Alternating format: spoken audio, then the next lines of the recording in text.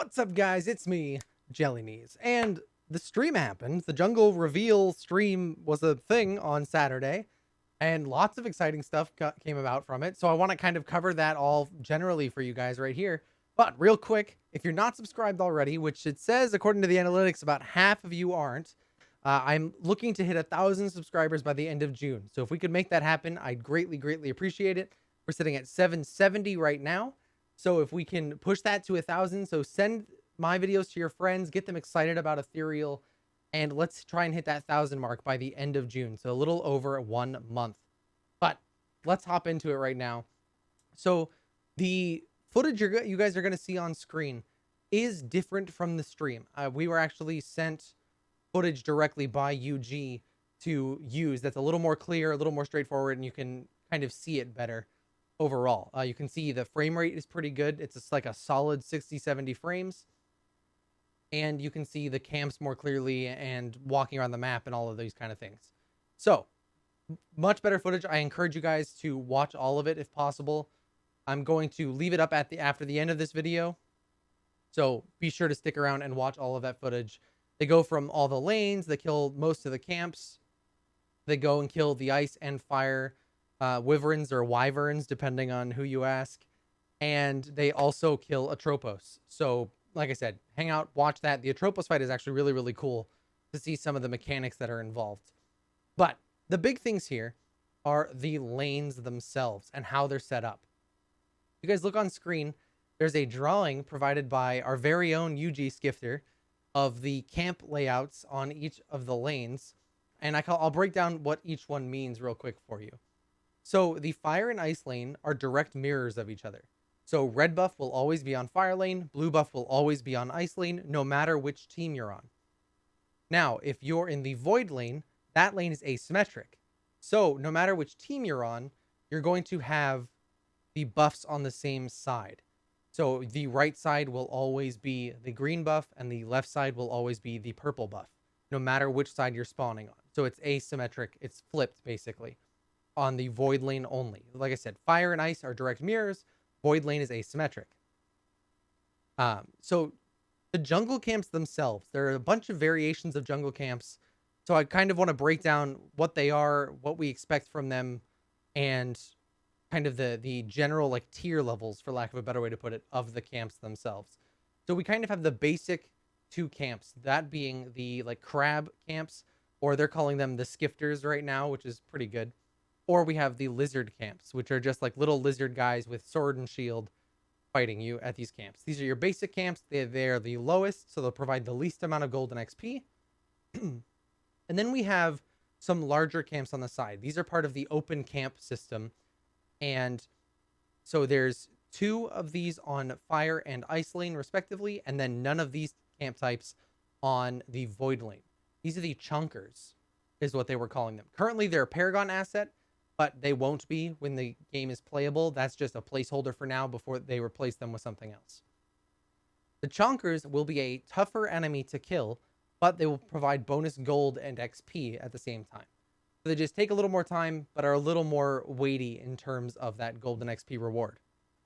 Then we have in the middle of the ice and fire lane, or the opposite corners of the void lane, we have the troll camp, is what they were calling it. They didn't really go into any detail about what this camp was or how it worked, but all they mentioned is that the trolls have something to do with rotations. What that means, I have absolutely no idea. Like I said, they didn't confirm anything at all. So I would love to hear your guys' theories down in the comments below. On Friday, I will actually be coming out with a theory video of my own about what it could be, but we'll wait and talk about it in Friday's video. Like I said, make sure you're subscribed. Now, the next camp types are the buffs themselves. Ethereal is going to have 4 buffs. Let's start with red buff. So red buff will be on the fire lane, always. Like I said, for both teams, it will always be on the fire lane. And the red buff has a health regen, and then earn 1 stack per second. At 10 stacks, you're going to be able to deal bonus damage on your next basic attack. Now, this buff lasts for 2.5 minutes. To me, this is a really strange buff, because attack speed doesn't buff it at all. It's just a wait 10 seconds to gain bonus damage, which is kind of strange. So I actually see Fire Lane being the off lane in the majority of cases because this buff really doesn't benefit carry support or the mid laners all too much. Then again, you could also give this to your jungler and it won't matter as much. But next up is the blue buff, which will be on the ice lane all the time. The blue buff is a very generic blue buff. We kind of see it in most MOBAs. It's a increased mana regen, so it's 1% of your maximum mana is regened, and then increased cooldown reduction, again for 2.5 minutes. All of the buffs, with the exception of one, last for 2.5 minutes in Ethereal. So a very universal timer, like I said, with the exception of one, which we'll talk about in just a second here. Now there's the green buff, which is on the void lane on the right side, depending, no matter which side you're spawning on. And the green buff is a percentage health regenerative shield. So what they showed is that at its highest level, at the camp's highest level, you're going to be able to get a 15% maximum health shield that regenerates over 2.5 minutes. So the regeneration part actually happens over 10 seconds while out of combat, but you get to constantly regenerate for 2.5 minutes. So early game, this will help for early ganks for some of the junglers. This will help with clears for other junglers, or this will help late game that you just give it to your like tank and they're going to have an extra 600, 700 health on top of it. And that's just going to be absolutely bonkers to see them have that much health. Then the last buff, this is the one that has the weird timer, and we'll talk about that, is the purple buff.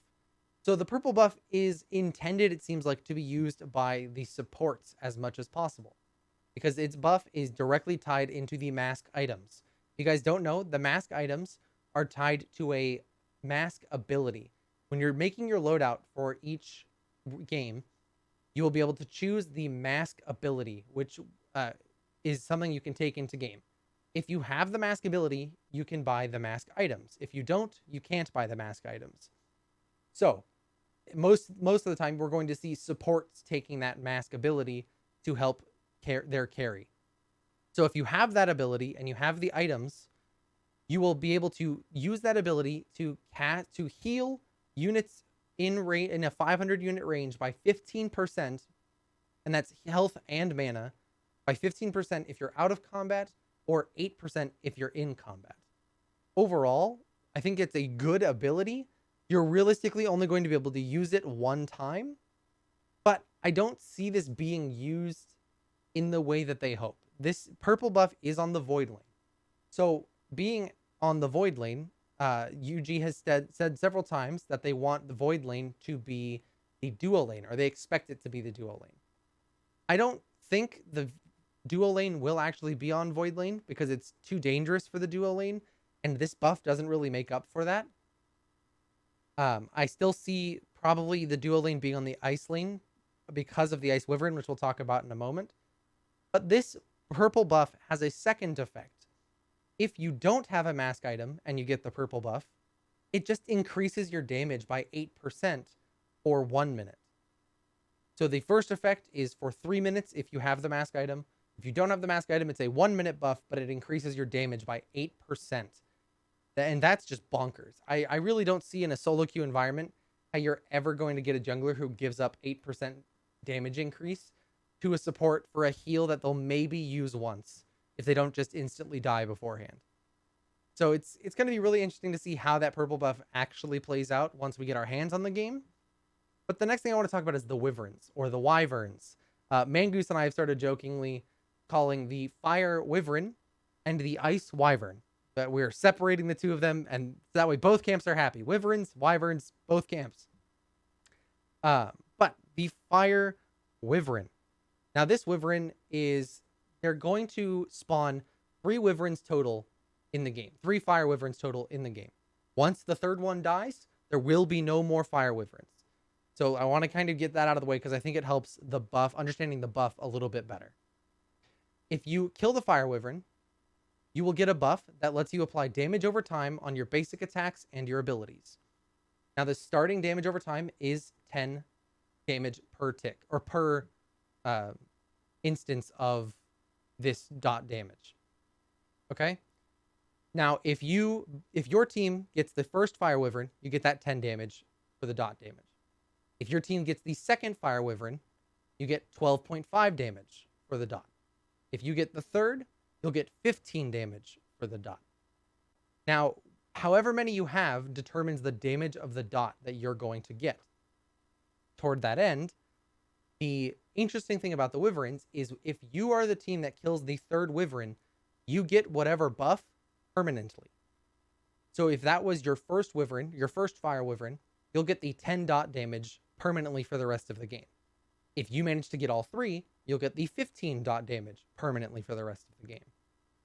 And like I said, after the third one, no more Wyverns spawn. So your team can get the first two, but the enemy team can get the third one. They get the buff permanently, but they only get the most basic version of the buff permanently. So that's a huge thing. Getting a permanent buff is going to be an insanely powerful thing for whichever team gets it. So that third Wyvern is going to be sought after regardless of how many you've had before. The other effect of getting the third Wyvern is that it will increase your damage and your magic resist permanently as well, depending on how many dragons or how many Wyverns you got. So if you get one, you'll get a 2% damage increase and then a 10 plus 4% magic resist and armor resist increase. And that's per dragon. So if you get all three Fire Wyverns, you can get 6% and then 30 plus 12% magic resist and armor increase. That part of the increase in damage and magic resist is the same for the Ice Wyvern, but the buff itself is different. So for the Ice Wyvern, there's a slow that's applied. I believe the numbers are the same in 10, 12.5, and 15, but you guys can see the image on screen that says for sure. And it's going to apply a slow to your basic attacks and abilities. Now, once again, first one, 10, second one, 12.5, third one, 15, and it's a decaying slow over 2 seconds. So again, if once you kill the third one, you get whatever stage you were at permanently for the rest of the game, in addition to the 2% plus 10 plus 4% magic resist and armor increase. The really, really crazy thing that Mangoose and I talked about, and I really don't think is going to last through testing, is if you have both buffs at the same time, their effects are doubled. All right, so for instance, let's say your team gets all 6 of the Wyverns, all 3 fire and all 3 ice. You're going to get the 15 dot damage. You're also going to get the 15% decaying slow. But because you have both, that effect is doubled. So you actually get 30 dot damage and a 30% decaying slow. In addition to that, because you have all 6, you're going to get a 12% damage increase and a 24% increase in armor and magic resist. That is insane. That is absolutely bonkers. If you get all 6 Wyverns and you lose the game, your team threw. There's no way that's not the case, because you should be dominating the other team if you're getting all 6. But it also, I think, shows how important it will be to at least get one of the 2 of them. If you let the other team get both, you will lose the game in the majority of cases. So you really need to be on top, and your junglers really need to be on top of the rotations to get at least the third Wyvern, because your team needs at least one of them. Probably the ice, I think, will be more valuable than the fire, but I think fire will have moments where it becomes more valuable than ice, depending on your team composition. Overall, I think the Wyvern buffs are insane. They really fit thematically, which I really like, but I don't know that doubling thing is going to make it too far past testing, because I feel like that's just going to be too much of a shutout mechanic that people will just quit games once both Wyverns are gone, because it's just going to be too hard to win against.